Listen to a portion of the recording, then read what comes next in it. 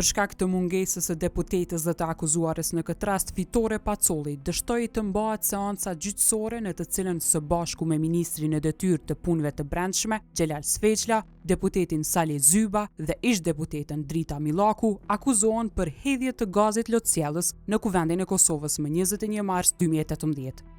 Gjyqtari i rastit, Sabit Sadikaj, tha se gjykata e Prishtinës kishte lëshuar urdhëresë për sjellje me detyrim në seancë për Fitore Pacollin, mirë po shërbimi policor nuk e kishte realizuar urdhëresën ashtu siç duhet.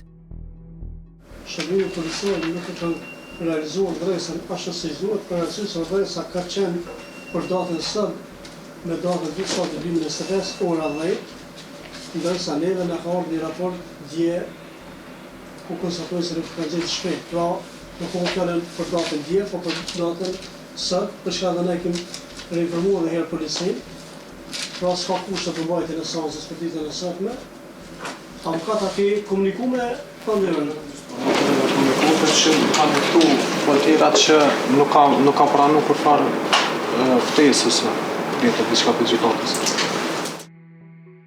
Gjyqtari Sadikaj pritet t'ia përsërisë Fitore Pacollit urdhëresën për sjellje me detyrim në seancën e ardhshme, e cila u caktua të mbahet më 22 korrekt 2025.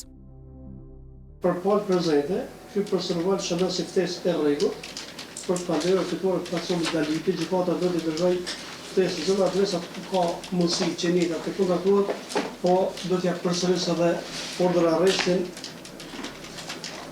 në dasat për policinë kur ata kanë obligim me kryer urdhëresën. Edhe seancat e kaluara më 17 prill 2025, 16 janar 2024 dhe 6 shkurt 2024 kishin dështuar për shkak të mungesës herë të deputetës Pacolli, herë të ish-deputetës Millaku.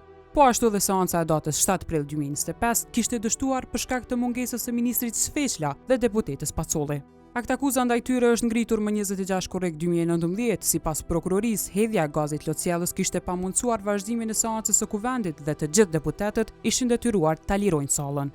Me këto veprime, Sfeqla, Pacolli, Zyba dhe Millaku akuzohen edhe për pengim të personit zyrtar, në këtë rast të deputetëve të kuvendit. Ata ishin mbrojtur në heshtje në polici.